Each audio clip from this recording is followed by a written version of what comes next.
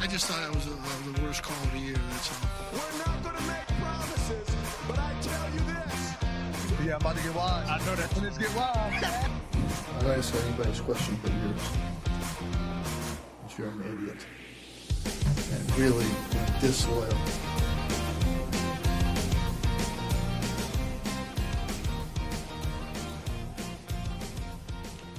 If you tuned into our podcast last week, certain conversations about prioritizing certain sports may be coming into fruition sooner rather than later. Welcome to the Disloyal Idiots podcast here on the Fans First Sports Network. Christian Guzman, alongside Andy Pregler, Steve Howler, off doing family things, which he must do. We hope to have him back soon, but that is here or nor there. Steve, everyone's fine with Steve. He just got family duties to attend to. We have duties to attend to also. Duties that Andy and I rather not talk about, but we have to talk about. Yeah, it was an interesting week, to say the least, since we have last seen each other, Christian. Last time we were here, we were talking about 2 wins on the road against Georgia Tech and Pitt, saying that this next week was going to be the last time that Syracuse had it easy before the heart of the ACC schedule picked up and Syracuse was essentially playing all teams at or above them in the KenPom rankings, net rankings, whatever rankings you want to choose. After this week, every team except for Pitt on the last day of the season will probably be above Syracuse in KenPom and in net and any other rating that is important, because Syracuse eked out a win against Florida State, 94-86 at home. That was a game where Syracuse was in control, never fully behind FSU. And then all of those bad habits came to roost as they lost to Boston College, who, as Brent Axe pointed out multiple times on his podcast this week, 189th in net. That is a quad 3 loss for Syracuse. It's spiritually a quad 4 loss when you look at the way that this loss is going to be interpreted across the board. But on the plus side, Boston College rose spots in the net because of Syracuse's win to 163. It is a remarkable loss for the Orange for a lot of reasons.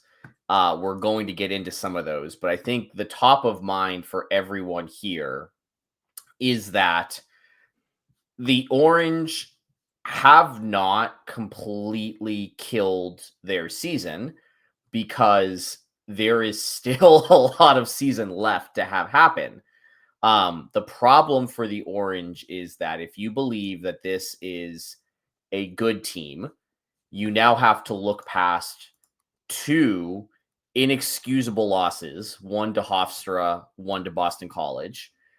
And you have to look at a remaining schedule that features the majority of ACC teams that are either in the field or on the bubble. Joe Lunardi's bubble bracketology that came out 2 days ago had Syracuse in the teams I thought about, but did not put in the first 4 out or next 4 out, but did include Miami, NC State, Virginia, North Carolina, SMU, Duke, and Louisville, and considered considered NC State and Virginia Tech in the first 4 out or bubble teams, essentially. And when you look at Syracuse's schedule now, we've got another 9:00 game this week against Virginia Tech at home in the Dome. At 9:00 again. Oh, I just remember. It is yet another 9:00 home game for the reasons that we detailed last podcast. Hint, hint. It has a lot to do with TV. It has everything to do with TV, actually. And then 2:00 on Saturday, they will play Miami at the Carrier Dome. That game is on ACC Network. Again, both of these teams are basically on the bubble or on the right side of the bubble and firmly in the tournament. And if you are, I have not seen odds yet, but if you are an odds maker going off of KenPom, Syracuse has fallen to 69th. Nice. In KenPom. Virginia Tech is, let's see where Virginia Tech is. Virginia Tech is at 57th. and Miami is at 31st. So Syracuse will probably be it'll be a pick 'em against Virginia Tech, and they will be an underdog against Miami for these next two games. That's me talking about the big picture here. Christian, pick your game, and I feel like the good of both games translates into both games, and the bad of both games translates into both games, much like last week when we were talking about the Georgia Tech and Pitt games. In terms of net ratings, obviously we talked about Pitt. Syracuse obviously is going to be above Pitt in terms of the net, and the only other team right now that has a higher, or in case lower, net rating than Syracuse is Notre Dame. They're at 78. Syracuse is at 75. Every other team is not even in the top 70. They're in the top 60 in net ratings, with Cal checking in at 59, and that promises to go lower even because of or higher. I don't know how to explain it, with their win over UNC this weekend as well. It's not looking good. Let's just put it that way. You don't have any margin for error. The Hofstra loss is less likely now to also become a quad 2 game because they've dropped back-to-back games and are now 99th in the net as well. So they need to go on a massive run. Essentially, need to run the table in their conference in order to get up into the quad 2 losses, so that Syracuse can avoid 2 quad 3 losses, which are detrimental to your NCAA tournament resume, especially when you look at the amount of quad 1 and quad 2 games that Syracuse have coming up and don't look to be favored in the majority of them. Yeah, it's like the only way to say it is that Syracuse, if not out of the running for the tournament, because it's too early to say that with the win over Tennessee, with the wins that they do have stacked right now. They're 3-2 in the ACC, and there's obviously a lot of games left to be played. The reality is that they are definitively behind the 8 ball, and they are going to need to sink a few in order to get themselves out of that position. At this point, I think it's fairly safe to say not only will the Orange need to finish the way out of the season with a winning record in the ACC, so they're 3-2 right now. They probably need to finish 2 or 3 games above 500 in the ACC holistically, which means winning more games than they lose from the rest of the way out. But they probably also need to go giant hunting and snipe either Virginia on the road, North Carolina on the road, Duke on the road, and then also pull off a couple other good games that could be considered quad 1. So you've got Miami at home, at Louisville, SMU at home are all options there. We're at the point now where Syracuse essentially has a month and a half to do a season's worth of resume building because they couldn't finish it out against Houston in Vegas. And they have those 2 losses now to Hofstra and BC that will, like, and we've seen this before. Like we saw this last year with UNC. UNC did not lose any bad games, but they didn't beat anybody good. And the committee said, okay, we value that over teams that have knocked off big opponents, but have lost what we would consider to be damning losses. And so Syracuse essentially now has to undo those 2 bad losses to BC and Hofstra. They've got the one over Tennessee. They need at least 1 more and probably 2 more if we're going to be talking about beating out other bubble teams with similar or better resumes. It just doesn't look good right now, especially just based on the makeup of the team. Like you probably need 3 quad 1 wins out of this in order to have a shot of making the tournament, just to offset the Hofstra and Boston College losses. That needs to be your goal now in order to, get into the tournament. So yes, there's still a lot of basketball to be played, but just based on what we've seen with our eyes, do you see this team beating 3 quad 1 teams? Very hard to definitively say yes. I think thank you for that caveat, because I think that is, do I believe that they could win 3 quad 1 games? Absolutely. Do I think it will happen? No. And so what I mean by this is what I think frustrates everybody about this team. We have seen this team play up to its competition and play down to its competition far too often. But, it's every game. It's not just yes, maybe they will, maybe they won't. They play to their competition level every game. The only game where I'd say that they didn't was the Iowa State game, which obviously that was the 3rd in 3 days out in Vegas. No Donnie Freeman, like that one. They gave it the old college try, but didn't have the depth or the talent. Every other game has. I mean, you can understand, because again, Iowa State's a top 10 net ranking team, top 10 poll team, and they only found out that they're playing that game 10 hours before they were scheduled to play that game. So, like, Iowa State probably not. And then the only other like blowout wins are to teams that are in the 300s in the net. Yeah, every other game has been not either close or not a definitive blowout. And especially like when we talk about net ratings, blowout wins are very, very important. Yeah, and that's the thing. Those very, very, very much help the net rating just based on how it is. And yes, like you could argue how good the net is and not, but whether you like it or not, that's the rating that's the prime rating that the NCAA tournament committee is using to help decide who's going into the tournament and not. Exactly, and you nailed everything there. The only thing that I would add to this is that we have to talk about the coaching, because the whole reason that we are even having this question of, do we think that they can recover from this? Do we think that they can pull off these wins? And we're so indecisive is because of coaching. I think that it's very fair to say that we have seen the roster building strategy work out the way that work out in a way that was successful. You have Donnie Freeman as this elite young player with the highest upside, who is a true interior player with the ability to shoot threes. That's the upside there.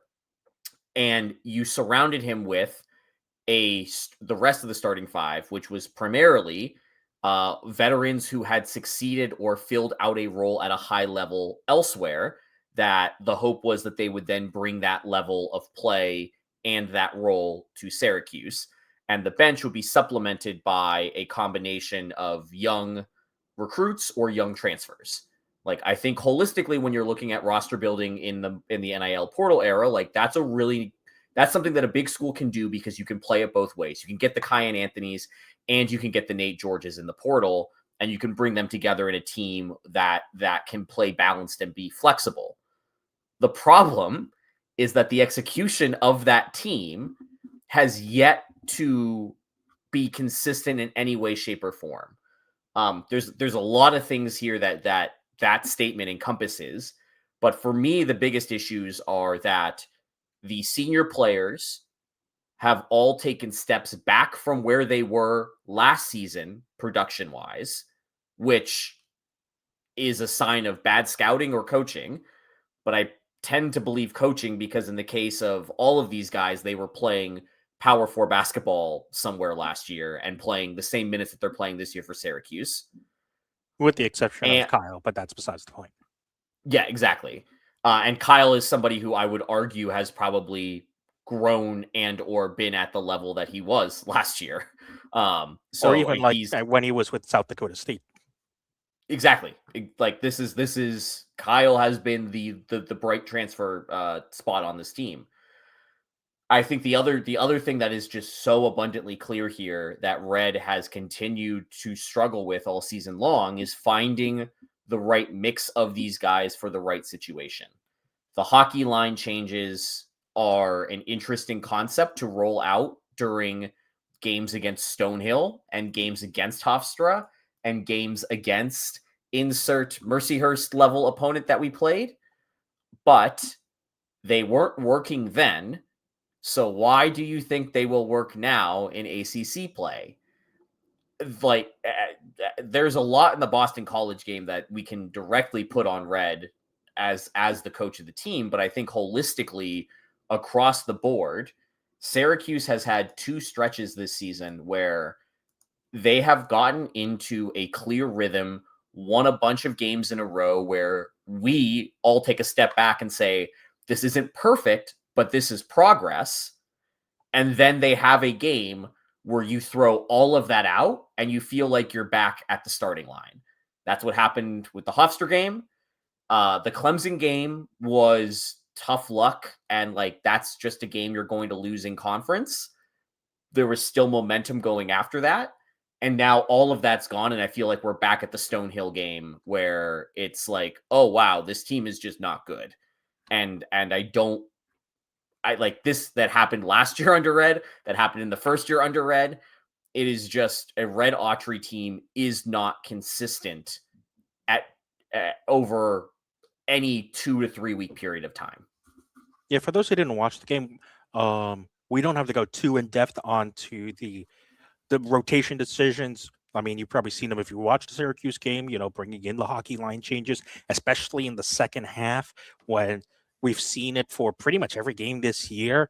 Double-digit leads starting to evaporate in the middle of the second half, and a large part of that is due to the subs that are being brought in and just defensively taking a step down just because of the system that's being brought in.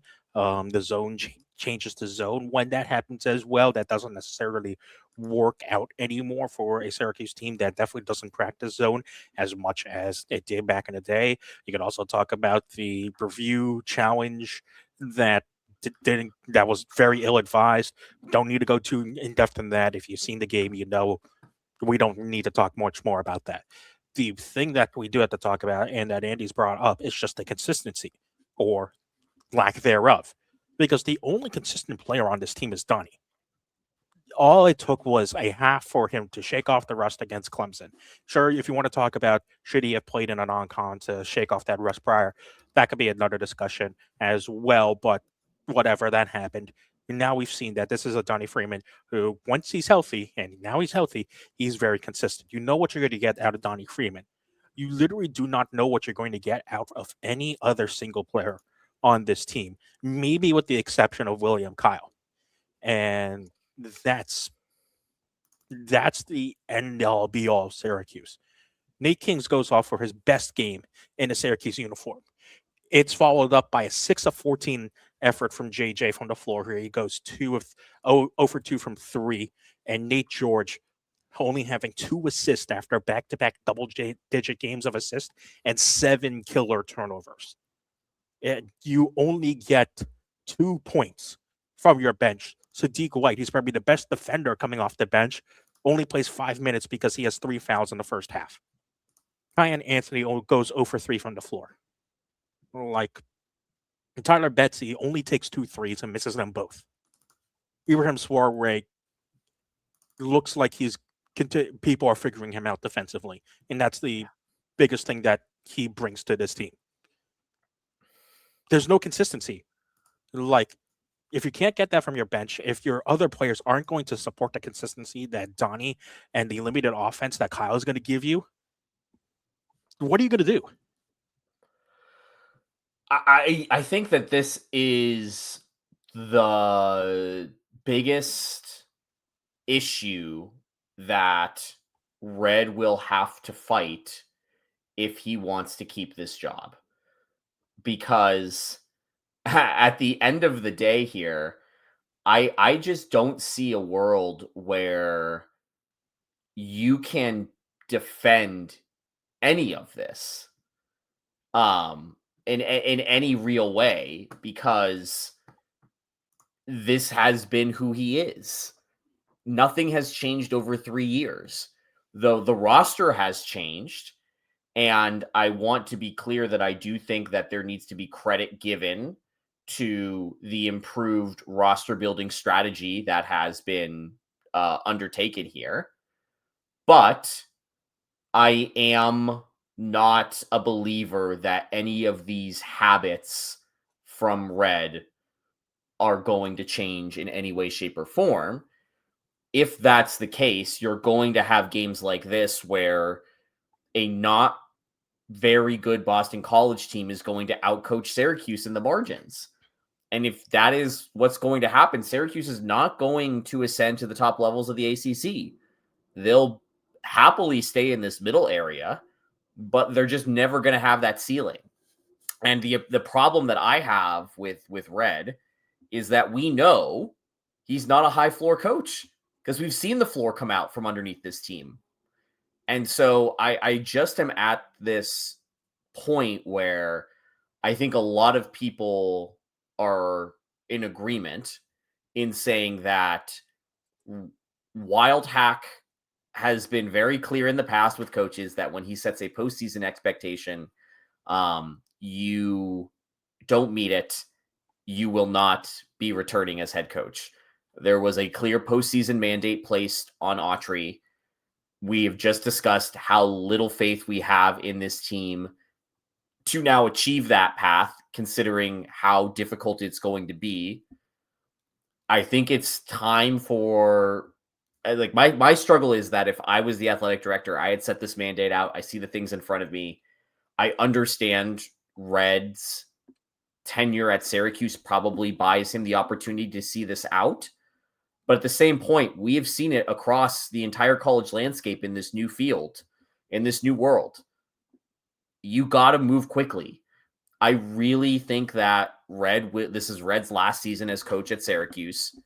And I really hope that behind the scenes, the athletic department is putting together a list of candidates to begin to softly reach out to, because they cannot afford to mess up this next hire. This is, we talked about it last show, or 2 shows ago when we were talking about football. Like, this is just a crucial window to establish yourself as a serious contender as an athletic department. And unfortunately, the ambition for Syracuse basketball is there. I don't know if the NIL funds are there, but it doesn't really matter. Whatever you spent on this year's team is probably good enough, because as we said, the talent on this team is a tournament team. It's about the coach. So really all you got to do is just nail the next coach. And I hate that the Red era has come to an end this early philosophically, but I just don't think we're going to be having this conversation a month from now and feeling any differently than we do today. I'll just throw out Matt Langle and let it be there. All right, let's continue. Yeah, I think that there's a lot of names that Syracuse fans want. Another name that I have been floated completely out of just pure, hey, this guy is from the New York area, is Josh Schertz at St. Louis. He's a Brooklyn, New York native. Obviously, there is a very prominent Brooklyn member on this basketball team right now. No, really. And Schertz has St. Louis at the top of the A10 right now. So just something to be aware of. Again, not necessarily saying that this is we're putting together a list or that we're hearing of any names.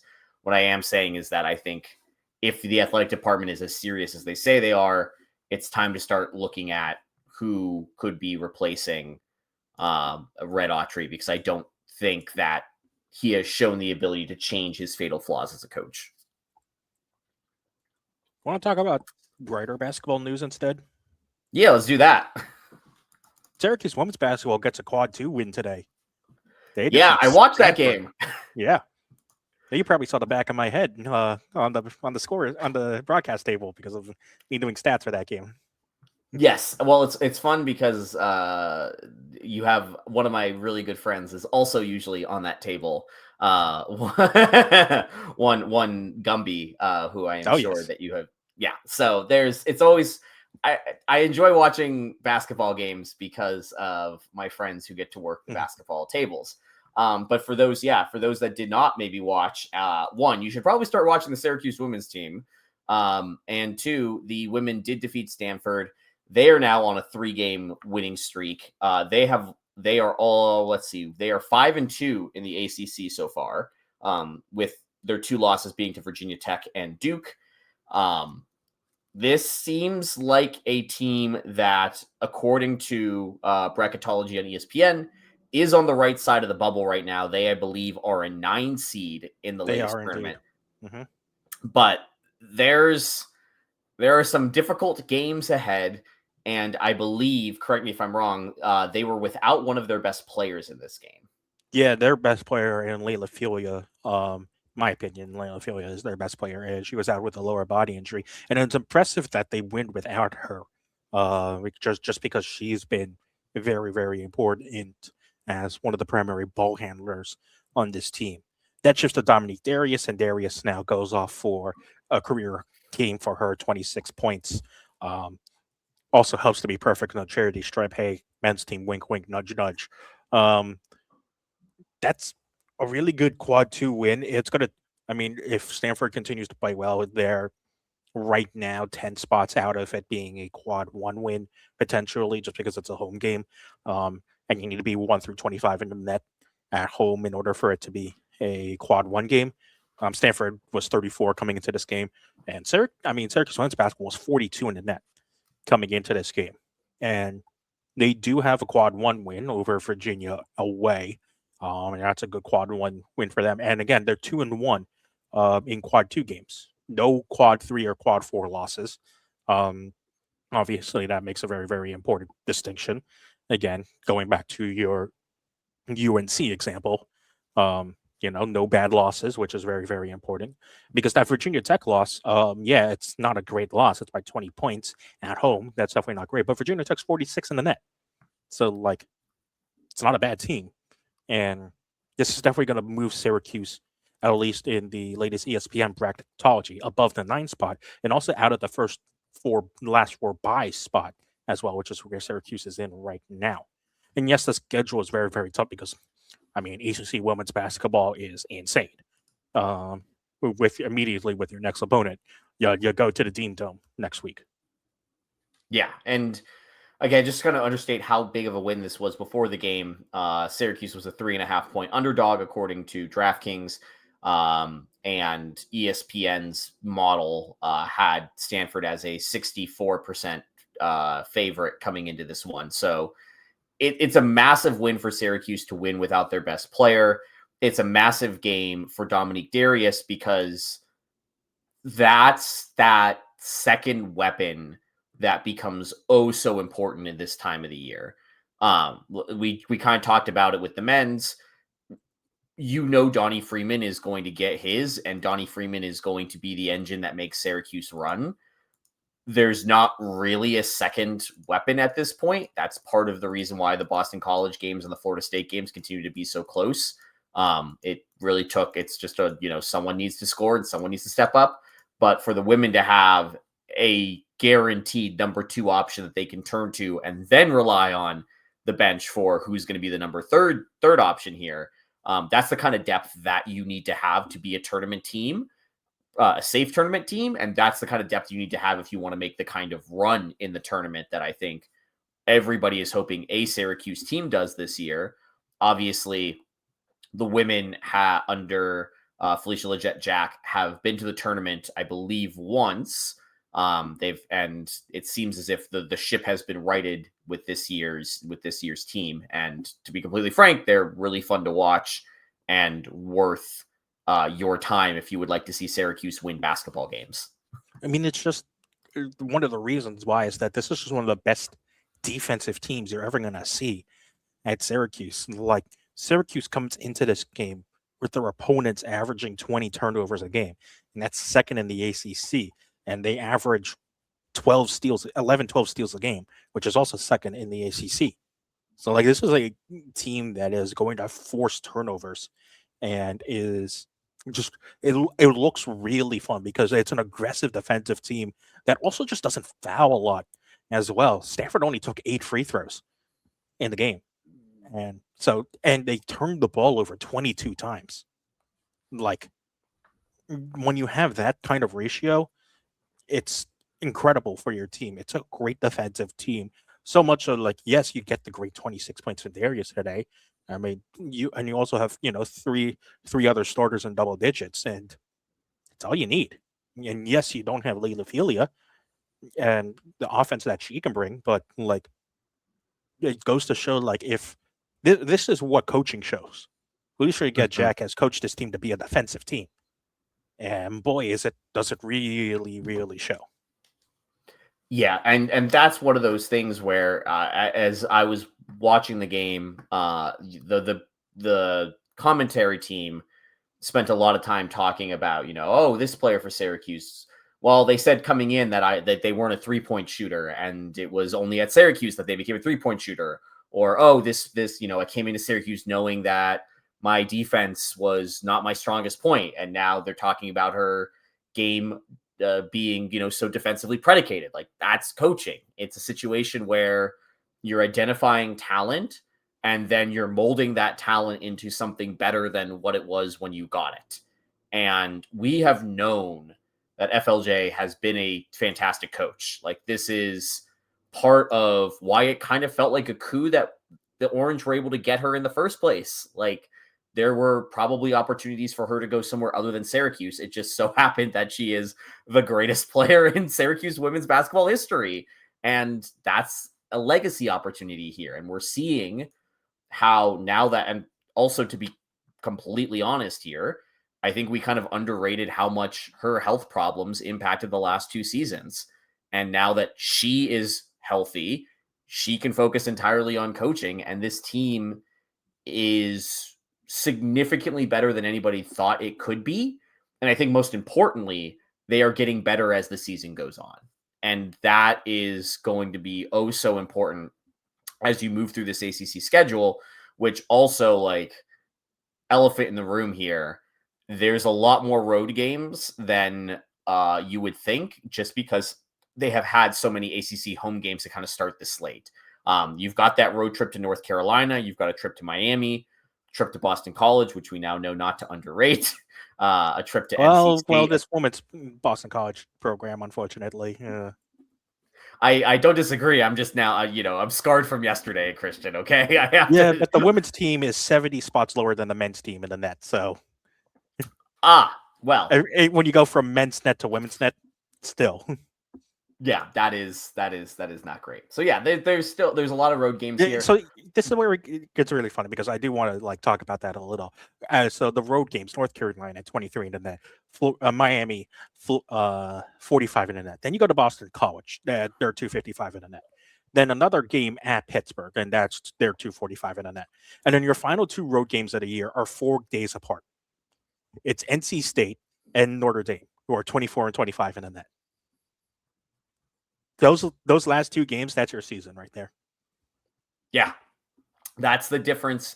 I mean, you've got the home game against Louisville, who is number 9 in the country, top of the ACC, undefeated right here. But those 2 games right there, man, that's the difference between Syracuse getting in that 8-9 game and having to play a 1 seed in the first round, and moving up to the 6-7 line and getting a potentially more favorable matchup in this line. Oh, damn it, I just 6-7 myself. Yeah, you did. God, this is I hate the internet so much. Me he too. says as someone trying to make a podcast. As we have hitched our wagon to the internet. Yeah, obviously things are going so well. But yeah, I think that the nice thing, if you are a Syracuse fan listening to this podcast and you are like me and going, God damn, one team is making me super frustrated, but I would like to watch Syracuse this winter. Give the women a shot.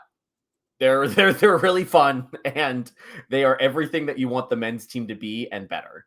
So women's basketball, man. I love. It's fun because speaking of being online, the 2016 memes that are going through, or people are posting about 2016. That 2016 women's basketball team has popped up on my feed a few times from players posting their 2016 photos, from the official Syracuse accounts posting about the 2016 team. That 2016 team was probably the most fun women's basketball team that I have had in my time of covering and being a Syracuse fan. I'm not saying that this team is nearly as good. Like, that team made it to the final. Like, I don't necessarily think that this team has that level of talent, but this is a team that is just as fun and is giving me as much joy to watch as that 2016 team. So two things. One, the final game of the regular season is a home game for Syracuse against Boston College at home for the women's basketball. That's on March 1st, and they are holding a halftime celebration to honor that 2015-16 team during that game. So, yes, that's a very good milestone to celebrate the 10-year anniversary of that team. And two, there's been a lot of online complaints about Autry, especially during press conferences. A lot of, comments made about the level 5 energy and whatnot. Listen to a Felicia Leggett Jack press conference. God, it feels great to just. A lot of people love old school style coaching, and Felicia Leggett Jack definitely brings that old school style mentality. Like, I think one quote from her, like earlier in the season, like, "I'm not here to make friends with these girls. I'm here to make them better players." Like, that's an old school style that I know a lot of people would love to hear, especially in Syracuse, just based on how they want their team to be. And she says a lot of good things, just in general, about how she wants this team to be coached and the support that she wants to see from the community. And I think she continues to show why she should be earning the trust of the Syracuse basketball community. I could not have said it any better myself. I think that we on this podcast have multiple times taken a moment to say, wow, we really like this women's team coaching. We really like the way that this women's team is run under FLJ. And I am always going to be partial to the alum who comes back and is able to have success in their own program. I think it's one of the best things about college sports that can happen in a way that doesn't quite hit the same at the pro level.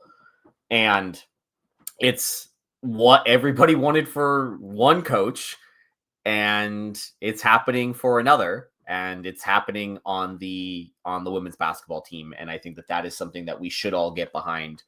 And if you have not paid attention, this is a great time to start watching the women as they go into a huge game against UNC this week.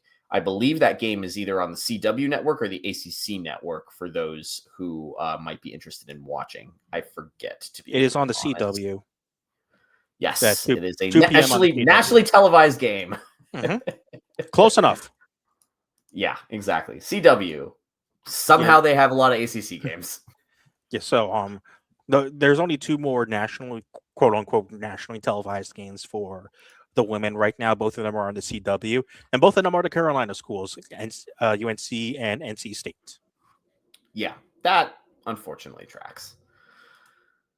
Well, Christian, we are about 40 minutes into the show and we haven't talked about football yet. I was going to say, like, for being a football primary, centered podcast, for those who have been longtime listeners and know us, we usually around this time, we're still mainly spending a large majority of the podcast on football. And right now it's only going to be 2/3, which is, not our par. It's what happens when it is in the winter and there's a juicy coaching controversy, and there is also a good women's team coming along. And just wait till lacrosse season hits, and then Christian can live in his element, and me and Steve just sit back and go, We should end this podcast on lacrosse stuff, and we will do that, I think, today, because there is some relevant little lacrosse stuff that has come out. But let's get to why most of you are here. It is time to talk about the transfer portal. Again, portal much shorter this time. I believe the portal closes tomorrow. No, portal or is closed. Portal closed on Friday. there we go. Okay. So here's the deadlines that you'll want to know. The portal closed on Friday. Reportedly, there's a grace period right now because it's Martin Luther King Day tomorrow on Monday, and so because it's holiday, most schools are going to be closed. You know, they're giving there might be some like time for portal applications to actually go through. That's a report I think that was by On3 earlier today.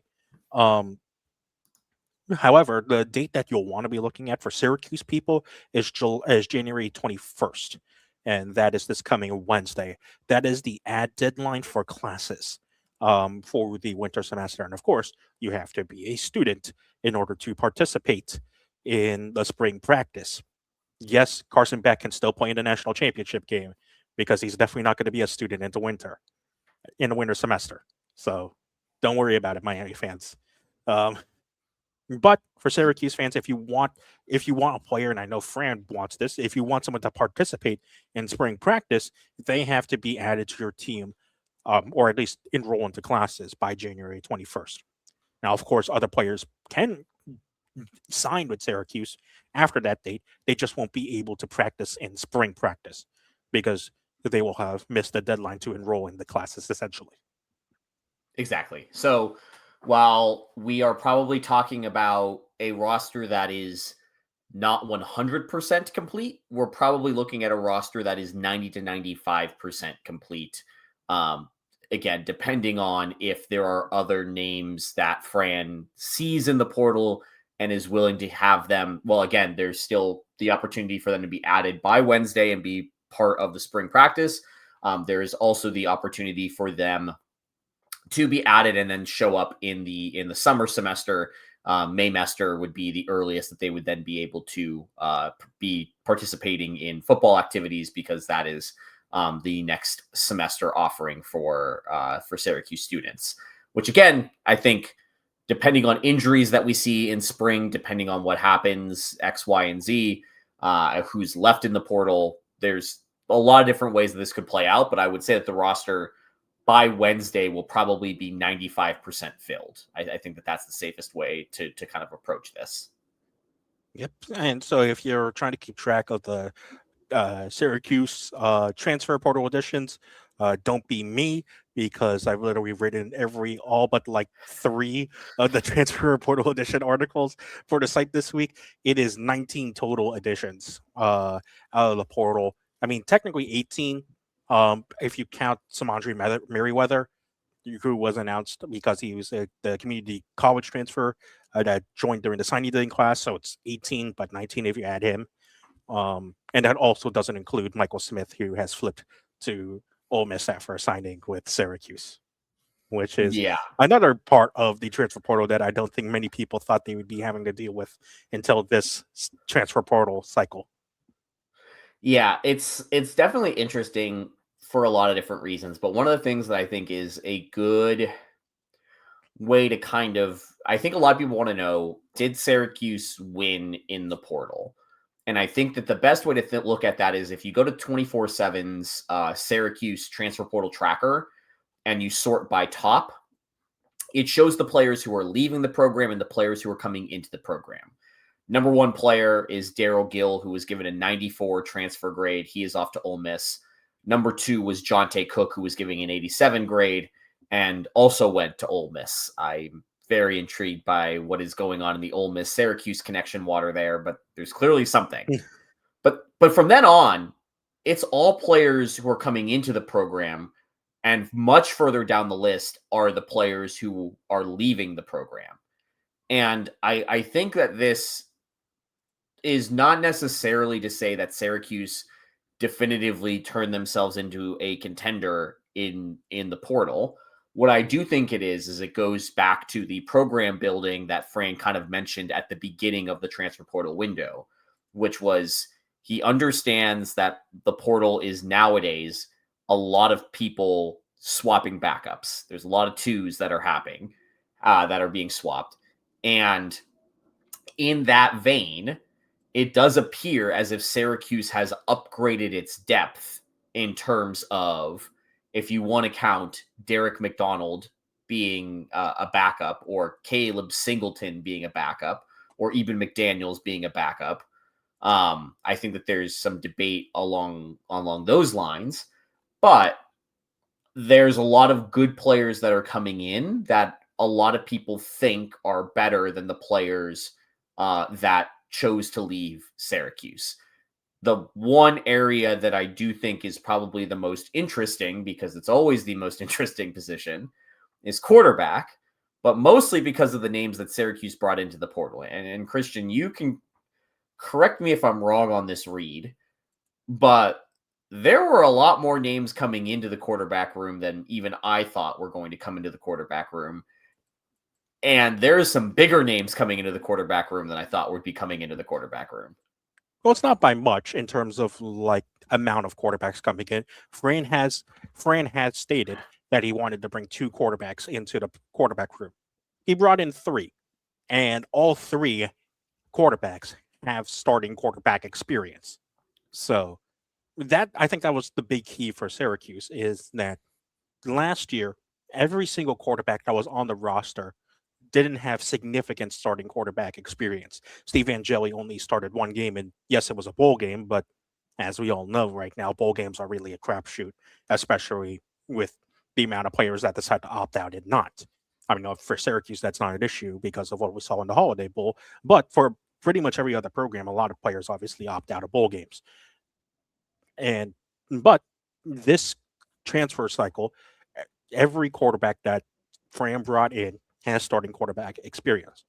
Kennesaw State's quarterback, Amari Odom, first team all conference quarterback. Pretty good. Georgetown quarterback, Danny Lauter, has quarterback experience, was hurt last year, but was Georgetown starter before he went down with injury. And then we get to what Andy alluded to, the big name. The college career hasn't gone the way that he's wanted. But I don't believe that you get rated the number 1 overall recruit by ESPN for nothing. And now it's Malachi Nelson, who, again, was the number 1 rated recruit by ESPN in the class of 2023. ESPN rated him higher than Arch Manning and Dante Moore in that class. And so, yes, his college career hasn't gone the greatest. He decided to leave USC after backing up Caleb Williams, didn't win the Boise State job when Maddox Madsen won it, and then started the first 6 games for UTEP before getting benched for the rest of the season. Yes, it hasn't gone the way that Malachi Nelson has wanted, but you can't tell me that talent just goes away. And especially when you bring in a guy like Sean Ryan, who is a name that we should also talk about. This was one of the lower radar moves that Syracuse made. A quarterback coach hire in Sean Ryan, who was on both Giants Super Bowl winning staffs in the 21st century. So, like, if he was on that staff when Eli Manning was coaching, he was on the staff in Houston as a quarterbacks coach and a wide receivers coach when Deshaun Watson was really developing into what we thought would be a longtime NFL star in Houston. He's got pedigree. And when you consider the other talent that's in that room, like, it gets interesting to see. This quarterback room gets very, very interesting. And definitively, the quarterback room is an upgrade from last year. So that if Steve Angeli is not healthy enough to start the season as their starting quarterback, you are not nearly as worried as last year when you have unproven talent running out there like you had last year. It's going to be interesting because we talked with Steve about this a couple of shows ago. Achilles injuries are kind of a big deal. Like, I know that we are getting far more used to them in sports because they are becoming more common. Because of substations near practice fields? I might have to say that there's probably a lot of things converging, but the turf might be part of it. And there's also been a lot of players that have come back from Achilles injuries, namely Aaron Rodgers and Kevin Durant, where we just then assume, like, oh, Achilles injury is the new ACL. That's not true. Like, just factually, that is not true. And I know medicine is fantastic and continuing to evolve and get better, but Achilles injuries are tricky and the recovery is not linear and the recovery is not guaranteed. And I do think it would be a tad dramatic to expect Angeli to be a full participant in spring practice. I fully expect him to be involved. I fully expect him to be doing non-contact throwing. I don't know if we'll see him doing movement throwing. I don't know if we'll see him doing much besides wearing a t-shirt throwing the ball to receivers who run routes while he just kind of stands there. But that means that you will need someone to get under center and wear the red jersey and play quarterback. And I think, as we saw this season, you need to have that room mentally prepared, because the team cannot fall apart just because the quarterback goes down. We've seen multiple other teams have injuries to their starting quarterback and then have a backup come in the case of Pitt, play significantly better. In the case of other teams, at least hold the line and still be, while a step down, be at a very similar level. Now, look at the very first college football playoff. Ohio State, Cardell Jones. Exactly. This is, you cannot be all eggs in one basket on any player in football, because injury variance is what makes the sport variable. And I think that the quarterback room is interesting because, let's say Angeli's 90% at the beginning of the season. Do we think that 90% Angeli is better than one of these guys being brought in? I don't know, but they'll have the opportunity to prove it for themselves. And I think that that is really important, and a note of Fran's program, that he was able to, one, retain Angeli while all this was going on, and two, still be able to bring in what I think is a pretty high quality backup room, telling them, like, look, you're going to compete for a starting job, but you're going up against this guy who, before he got hurt, was the number one leading passer in NCAA. So it's going to be interesting to see. And the nice thing too is that Syracuse added a lot more weapons in the portal than I thought they were going to add, which, whoever's playing quarterback, aside from the 5-star freshman coming in, there will be other guys to catch the ball who have some interesting pedigree, to say the least. Yeah, in the wide receiver room, you do have you bring in some Andre Murrayweather, like we've already said. Before community college, he was at Boise State. You bring in Miami, Ohio wide receiver Cole Weaver, Florida State wide receiver Elijah Moore, and Penn State wide receiver Matthew Allen. So, other than Weaver, the other guys are a little unproven, but at least from previous recruiting, they definitely seem to have the talent. And like I said, with Nelson, you don't get that highly recruited for no reason. So you would assume that, they've got something on them. I mean, also just the weapons in the running back room. Juwan Johnson and Ahmad Miller are pretty good running back auditions. So, like, that's not half bad. And you've got a tight end, like, yes, you don't get Michael Smith, but you've got a tight end who's got experience, and Western Kentucky's tight end, Nick Myers. And like he's got significant playing experience, so you're not bringing in someone who hasn't rolled off the bench. And I think that was a big, in my mind, a big thing that Syracuse was looking for in the transfer portal. Yes, there were, a couple of guys here and there who were on the bench and weren't playing that much. But when you look at the guys that Syracuse got, they were guys that played.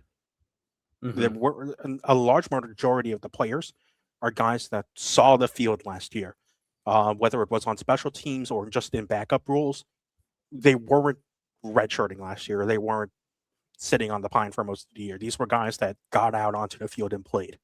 And I think that is something that, when you look at how Syracuse built the roster last year compared to this year, I think that's something that Fran very, very much valued.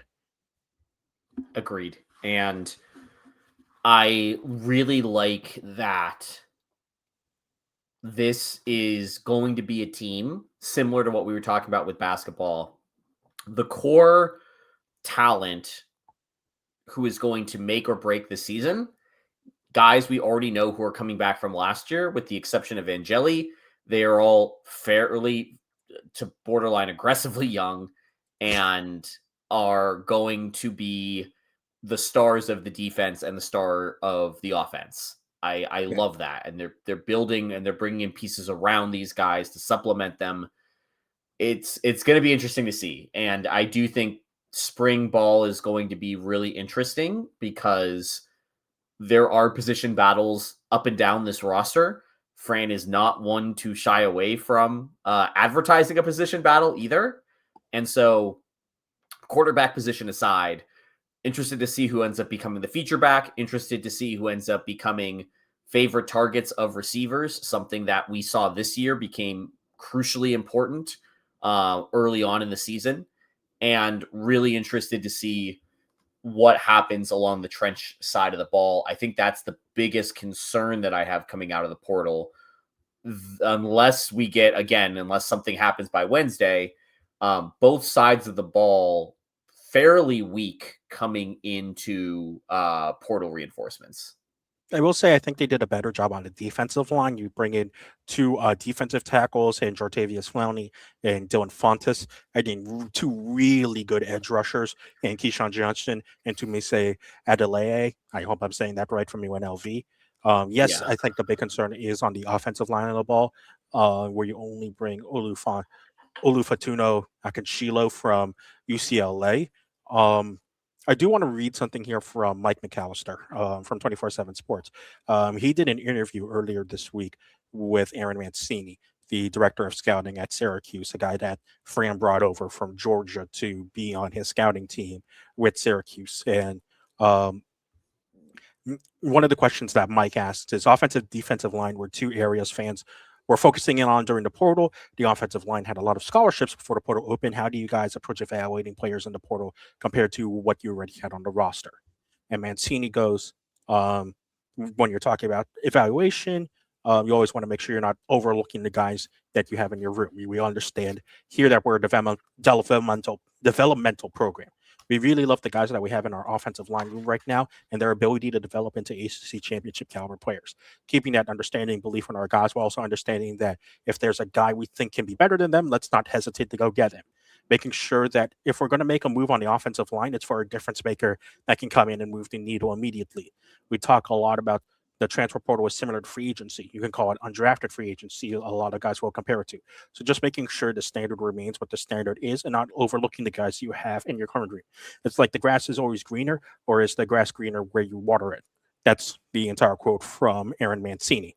So it feels like, yes, Fran I think Fran initially was going into the portal with the assumption that he was going to get starters out of the transfer portal. But then when he's looking into his scouting department, and based on what the scouting department has showed him, probably realized that the guys that he could get out of the portal were probably not better than the guys he thought he already had in the room. And if that's the case, then so be it. We'll see if that becomes true or not. But at least from what it sounds like they have a lot of belief in the guys who are already in the offensive line room. That with seasoning from Juan Castillo, the new offensive line coach for Syracuse, that they could develop into the starters that Syracuse needs them to be in order to protect whoever is taking the snap on opening day. Yeah, and I think that quote is super illuminating because, again, it aligns with my personal bias, which is you can't really build a line through the portal. You have to have some ability to build it in house. And again, we saw line had some young guys in there, and I'm interested to see if they take that step forward. And I guess that's going to be one of the big areas to watch in spring. What is the line combination and which guys are able to take a step forward and continue to grow and develop? Absolutely, and I think it, because that you have a little bit of consistency in that room, only bringing in one transfer, and yes, you're bringing in a new position coach, but you would assume that since that room is really relatively stable. You lose a lot of guys to graduation, but only one guy through the transfer portal. Um, I you I think there's a good amount of consistency there. Um, in terms of the guys, let me just like pull it up so that I'm 1,000,000% sure. Since I wrote this down, you lost three guys due to graduation in Austin Collins, Demetrius Weatherspoon, and T.J. Ferguson through graduation, and then you lose Josh Miller through the transfer portal. But everyone else in that room stays. So, like, It's yes, not a bad room. yeah, yes, Collins, Weatherspoon, and Ferguson were three of your best offensive linemen last year.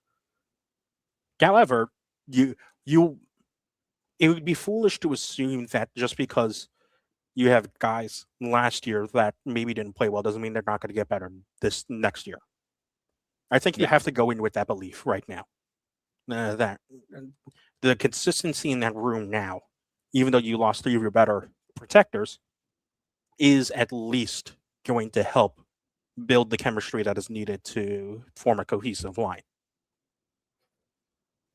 I'm a big believer in, let's see, give the opportunity to a sophomore, a rising sophomore, or rising junior, rather than getting a career backup who's a fifth year senior in the portal along the line. I think that that's worth the investment and worth the risk, because the upside is just going to be there, and the reps are going to be so important. So I like the risk that they're taking here, but I do want to make it clear it is a risk, because we have seen Syracuse attempt to go young on the line in the past, and the end result that season is a quarterback who is on his ass a lot.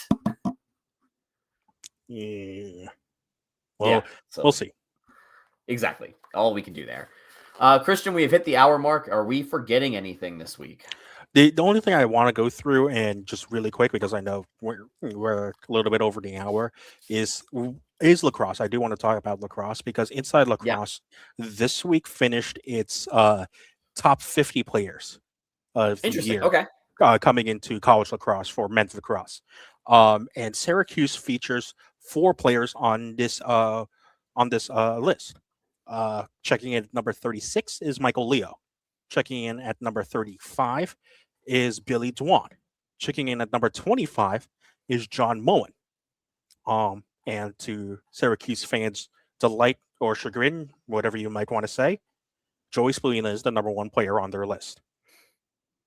And they go also to say that this was not a unanimous selection, but out of all the writers that they had working on this list, Spallina comes out as the number one player.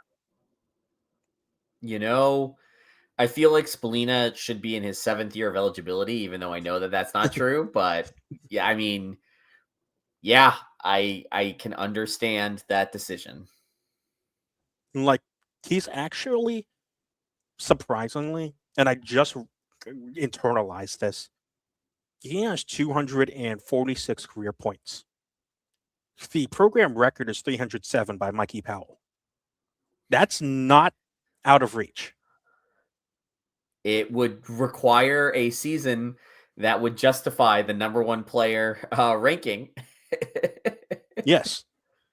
But it looks like he can do it, especially after his performance against Princeton in the quarterfinal.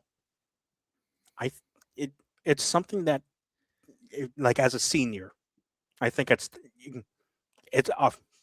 without going into other full cliche, but intending the cliche, it's now or never. Yeah. I'm intrigued to. I mean, again, if you want to talk about a team that has sky high expectations and needs to follow through on those expectations, it is definitely the men's lacrosse team, and to an extent the women's lacrosse team. These are two teams that have definitively been talked about in certain ways and then failed to perform to those specific levels. Although on the one side, the injuries have thoroughly decimated the women's team pretty much every preseason. It's which player will tear their ACL that is crucially important to the Orange. Again, we're looking for substations near practice fields. The turf giveth the. Actually, I don't know what the turf giveth besides the lack of a grounds crew. It certainly taketh away your ACLs. We will indeed see. Yeah. So yeah, that's this week's edition of the Disloyal Idiots podcast. We were flying just the two of us this week. Next week, hopefully, we get Steve back. Who knows? But either way, we'll probably be talking about basketball. We'll talk some football, and we'll definitely be talking lacrosse then. So definitely make sure you come back and tune in, subscribe, and like. Help us trick the AI into expanding the Ottoman Empire. Thank you again to our sister site, newsmagician.com. Continue to read Christian's great work over there, and we really appreciate the support that the site continues to give us in helping us grow our audience. I also thank you to Fans First Sports Network, the place that this podcast is on. We continue to be part of that network and continue to support that network. We really appreciate everybody over there. Thank you if you're watching us on YouTube. Subscribe to our channel where we're trying to grow this YouTube slowly but surely, but we're enjoying posting over here, and we would really appreciate a subscription to the Disloyal Idiots channel over there. So for Christian, for myself, for Steve from somewhere in a kids playland, we really appreciate the support. And as always, go Orange. Go Orange.